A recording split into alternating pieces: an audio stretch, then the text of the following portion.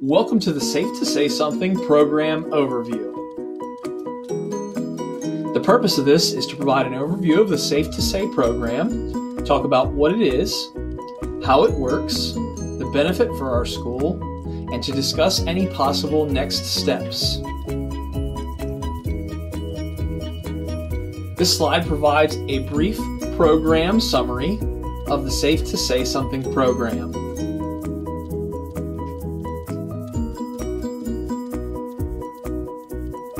As you read through, you'll notice that the program is specifically targeted to middle and high school students who will be trained in the use of this program. However, it is important for all K-12 educators to be aware of the program.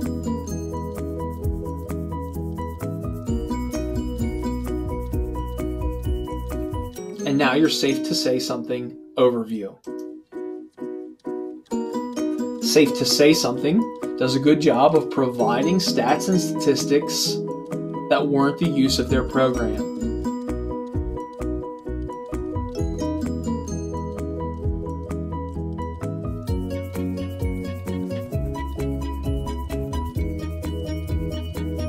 As you can see from the slide, most of the information that Safe2Say Something provides indicates that things that happen in schools are usually talked about and can be prevented.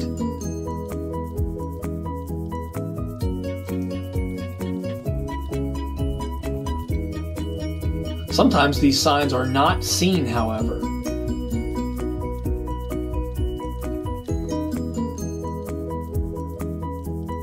In addition, sometimes students are hesitant to report their classmates for things that they hear.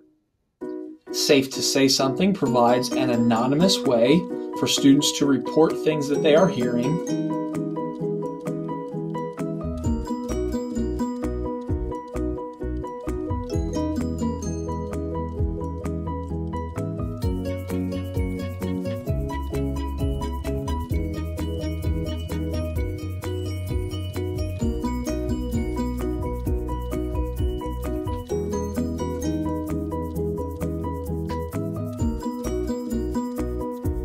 In addition to the Safe2Say Something system, students are encouraged to report things that they see and hear to trusted adults.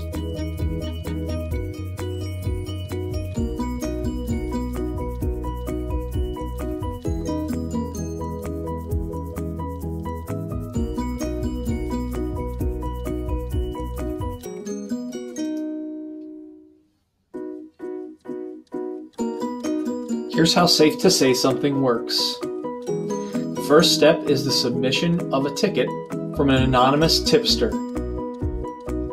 Once that tip is submitted, it is managed and delivered to the proper authorities by the Office of the Attorney General.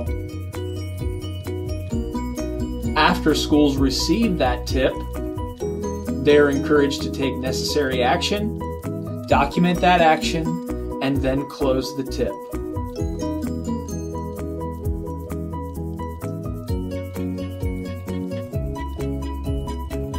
This slide shows where teachers are most important in this process.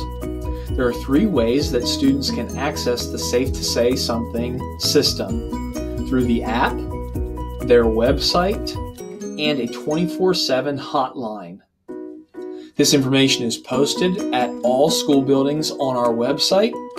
We'll also be receiving some posters and informational materials from Safe2Say Something.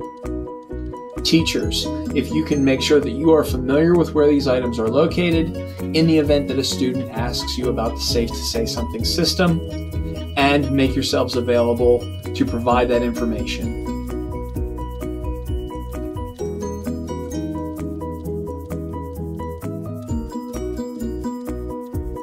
There are several actions that are then taken by the Crisis Center at the Office of the Attorney General.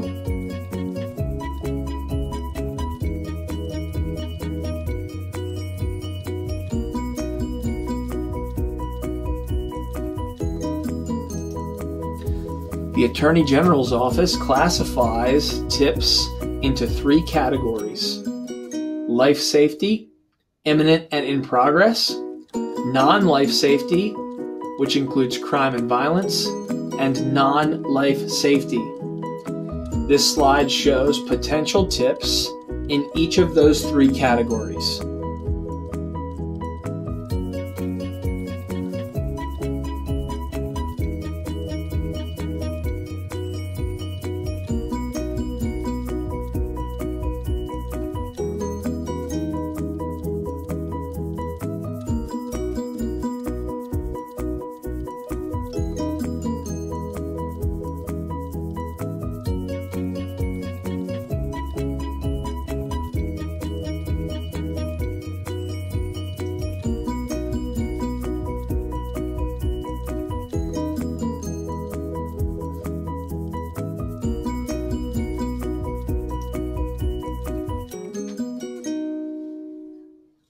The final step is conducted by our school team and/or law enforcement as necessary.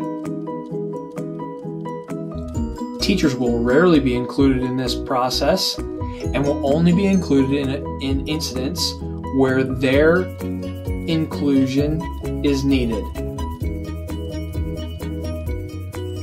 Our internal steps for this process will remain fairly similar to what we would do if a tip were to come through in a regular way through a student during the school day. Administrators will investigate and submit actions taken on the tip.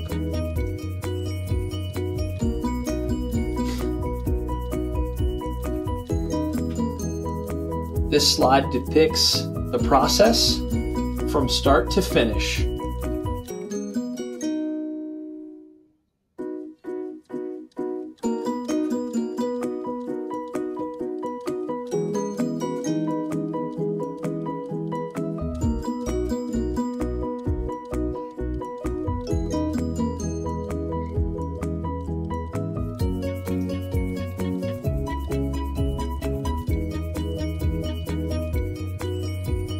This is a step summary using a different diagram.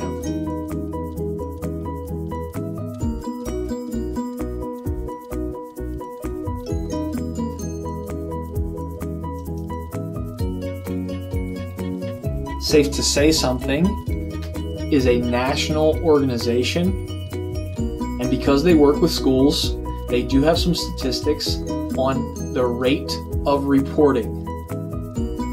As you can see, within the first 48 to 72 hours, we will expect a higher than normal reporting rate.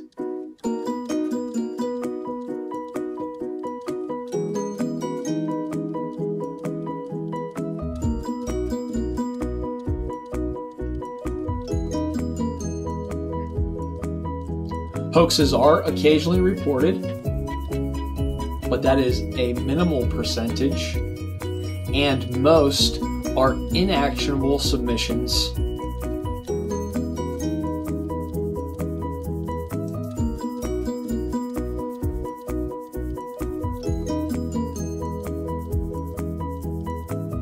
Tipsters remaining anonymous is an important part of the Safe to Say Something platform. Typically, the Crisis Center will do everything in their power to make sure the tipster remains anonymous.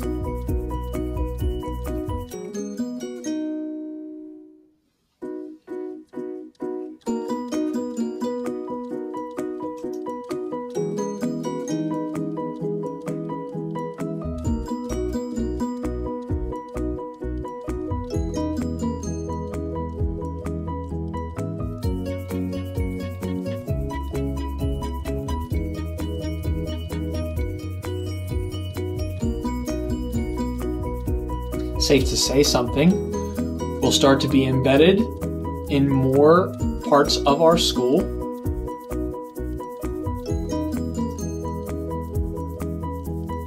And the biggest impact is that Safe to Say Something indicates that they create a safer and healthier environment for students. If you have questions, please feel free to reach out. Thank you.